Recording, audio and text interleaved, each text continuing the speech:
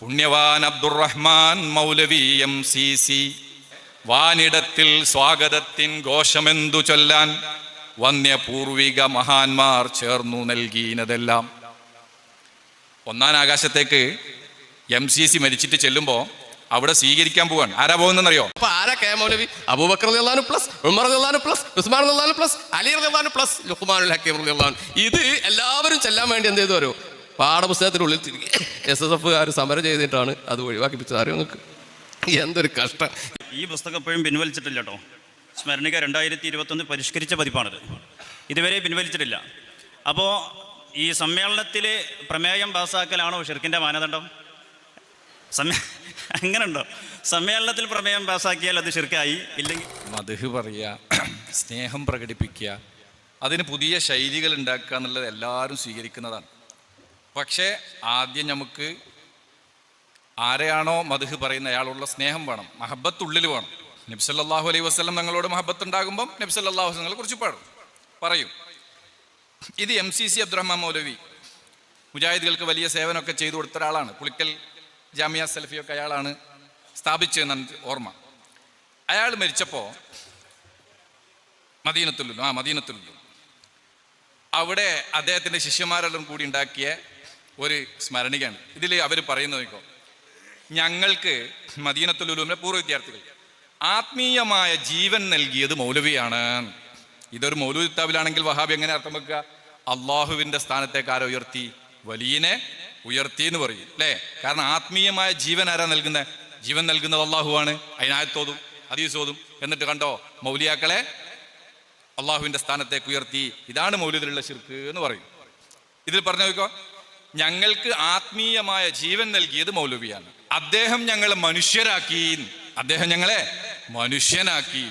മനുഷ്യനാക്കുന്ന ആരാ? ഈ മൗലവിയാണ്. അതിന് ഞങ്ങൾ ആയുഷ്കാലം അത്രയും അദ്ദേഹത്തോട് കടപ്പെട്ടിരിക്കുന്നു.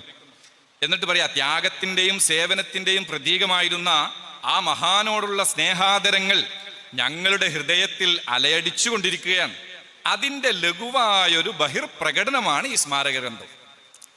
എന്നാൽ ഇത് മുൻഗാമികൾ ആരും ചെയ്തിട്ടുണ്ടോ? ഇല്ല. ഇത് പുതിയൊരു കാൽവെപ്പാണ്. ഒരു മതപണ്ഡിതന്റെ പേരിൽ പുറത്തിറക്കുന്ന ഇന്ത്യയിലെ ആദ്യത്തെ സ്മാരക ഗ്രന്ഥം. എന്നിട്ട് ഇതിൽ കുറേ സംഗതികൾ പറയുന്നുണ്ട്. ഇതിൽ ഉള്ള ഒരു മാല, പൂനിലാവായി ദൈവിക വിജ്ഞാനവെങ്ങും വീശി പുണ്യവാൻ അബ്ദുറഹ്മാൻ മൗലവി MCC. താനഹോ കാലത്തിരശീലക്കകം മറഞ്ഞു തന്നുടയ രക്ഷിതാവിൻ സന്നിധി അണഞ്ഞു. ഇനി അങ്ങോട്ട് പറയുന്നത് നോക്കിയേ, വാനിടത്തിൽ സ്വാഗതത്തിൻ ഘോഷമെന്തു ചൊല്ലാൻ വന്യപൂർവിക മഹാന്മാർ ചേർന്നു നൽകിയതെല്ലാം. ഒന്നാം ആകാശത്തേക്ക് MCC മരിച്ചിട്ട് ചെല്ലുമ്പോൾ അവിടെ സ്വീകരിക്കാൻ പോവാണ്. ആരാ പോകുന്നതെന്നറിയോ? വർഷങ്ങൾക്ക് മുമ്പ് മരിച്ചുപോയ മൗലവിമാരും അദ്ദേഹത്തിൻ്റെ പിതാവും, ജ്ഞാന സിന്ധു ഹാജി കുഞ്ഞഹമ്മദ് നിജ പിതാവും, ജ്ഞാനമോദം സീതി സാഹിബ് വിശ്രുത നേതാവും. കുഞ്ഞഹമ്മദ് ഹാജിയും സീതി സാഹിബും എത്തിയിട്ടുണ്ടോ ഒന്നാം ആകാശത്ത്? നൂനമേ അഫ്ഗാനിയും മുഹമ്മദ് അബ്ദുദാനും, ജമാലുദ്ദീൻ അഫ്ഗാനിയും മുഹമ്മദ് അബ്ദു ഒരു ഈജിപ്തിൽ നിന്ന് വന്നാണ്. നേരിൽ വക്കം മൗലവിയും അബ്ദുറഹ്മാനും. ഇവിടുന്ന് വക്കം മൗലവി ഉണ്ട്, അബ്ദുറഹ്മാനും ഉണ്ട്. മാനികൾ, കൗമിൻ, പരിഷ്കർത്താക്കൾ, ഉലമാക്കൾ, മുഹമ്മദ് അബ്ദുറഹ്മാൻ സാഹിബ്, ഇവരൊക്കെ പോയി. മർഹബൻ അഹ്ലം വസഹല ഓദിനാൾ സുലഹാക്കൾ. ഒന്നാം ആകാശത്ത് എങ്ങനെ സ്വീകരിച്ചത്? മർഹബൻ അഹ്ലം വസഹല എന്ന് പറഞ്ഞിട്ടാണ് സ്വീകരിച്ചത്. ആ നേരത്തമന്നു സ്വർഗഭൂവനത്തിൻ താനെ ആദരാൽ മഹൽ പദങ്ങൾ നൽകണേ മന്നാനെ. അപ്പൊ ഇതെന്തൊക്കെയാണ് ഈ പറഞ്ഞേ? ഒന്നാം ആകാശത്തേക്ക് പിന്നെ ഈ MCC അബ്ദുറഹ്മാൻ മൗലവിയെ സ്വീകരിക്കാൻ വേണ്ടി പോവാ. അപ്പൊ ഇയാൾ മരിച്ചിട്ടുണ്ട് എന്ന് ആരറിയണം? വർഷങ്ങൾക്ക് മുമ്പ് മരിച്ചുപോയ മുഹമ്മദ് അബ്ദുറഹ്മാൻ സാഹിബ് അറിയണം, വക്കം മൗലവി അറിഞ്ഞിട്ടുണ്ട്, അതുപോലെ ഈജിപ്തിലെ റഷീദുല്ല, പിന്നെ മുഹമ്മദ് ജമാലുദ്ദീൻ അഫ്ഗാനിയും മുഹമ്മദ് അബ്ദു അറിഞ്ഞിട്ടുണ്ട്. റഷീദുല്ല അറിഞ്ഞില്ല, മൂപ്പർ വന്നിട്ടില്ല. അപ്പൊ ഈ ആളുകളൊക്കെ ഇത് അറിഞ്ഞിട്ട് ഒന്നാം ആകാശത്തേക്ക് എത്തുകയാണ്. ഇത് ആരാ എഴുതുന്നത്? മൗലവിമാര്. ഇത് പഴയ പുസ്തകം രണ്ടാമത് പ്രസിദ്ധീകരിച്ചാണ്. പുളിക്കൽ മദീനത്തുൽ ഉലൂമാണ് ഇത് പ്രസിദ്ധീകരിക്കുന്നത്. അപ്പൊ ഇവിടുത്തെ വിഷയം എന്താണെന്ന് ചോദിച്ചാൽ, നമ്മുടെ മനസ്സിൽ മഹബത്ത് ഉണ്ടെങ്കിൽ ഇതൊന്നും പ്രശ്നമല്ല. നമുക്ക് മുഹീദ്ദീൻ ശൈഖ് തങ്ങളോട് മഹബത്ത് ഉണ്ട്, അതുകൊണ്ട് നമുക്ക് പ്രശ്നമല്ല. ഔലിയാക്കളുടെ മദ്ഹ് പാടുന്നത് നമുക്ക് പ്രശ്നമില്ല. നബി സല്ലല്ലാഹു അലൈഹി വസല്ലമയുടെ ബുർദ ചെല്ലുമ്പോൾ നമുക്കതിൽ ശിർക്കും കുഫറും ഒന്നും നമ്മൾ കാണുന്നില്ല. കാരണം നമ്മുടെ മനസ്സിൽ മഹബത്തുണ്ട്. ഈ മഹബത്ത് ഇല്ലാത്തതാണ് ഇതിനൊക്കെ വെറുക്കുന്നതിൻ്റെ അടിസ്ഥാന കാരണം. സുഹൃത്തെ, ഇപ്പോൾ MCസിൻ്റെ ആ കവിത വായിച്ചു. ആ കവിത മുജാഹിദ് പ്രസ്ഥാനത്തിൻ്റെ ഏതെങ്കിലും സംസ്ഥാന സമ്മേളനത്തിലോ അല്ലെങ്കിൽ ഏതെങ്കിലും ഒരു മെമ്പറോ ഇത് ഓതാത്തോനും ഇത് പഠിക്കാത്തോനും ഇതിന് ഖാലിസ്ഥാനത്തിന് പറ്റൂലെന്നും മുജാഹിദ് അല്ലാന്നും എവിടെയെങ്കിലും എഴുതിച്ചിട്ടുണ്ടോ? ഇവിടെ കൃത്യമായിട്ട് വായിച്ചു. ഈ പുസ്തകം ഇപ്പോഴും പിൻവലിച്ചിട്ടില്ല കേട്ടോ.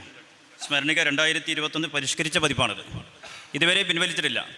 അപ്പോൾ ഈ സമ്മേളനത്തിൽ പ്രമേയം പാസ്സാക്കലാണോ ഷിർക്കിൻ്റെ മാനദണ്ഡം? അങ്ങനെയുണ്ടോ? സമ്മേളനത്തിൽ പ്രമേയം പാസ്സാക്കിയാൽ അത് ഷിർക്കായി, ഇല്ലെങ്കിൽ ഇല്ല. ഒരു കാര്യം കൂടി പറയാം. സമ്മേളനത്തിനൊക്കെ ആകുമ്പോൾ നമ്മുടെ സമ്മേളനത്തിലല്ലേ നമുക്ക് പാടാൻ പറ്റുള്ളൂ. വഹാബികൾ ചെയ്ത പണി എന്താ പറയുക, എല്ലാവരും ചെല്ലണം മൗലൂദ് എന്നാണ് ഓല് തീരുമാനിച്ചത്. എന്നിട്ട് അറബി പാഠപുസ്തകത്തിൽ എന്ത് ചെയ്തു, KM മൗലവിയുടെ മൗലൂദ് കുത്തി തിരികെ കയറ്റി. എന്താ മൗലൂദ് അറിയോ?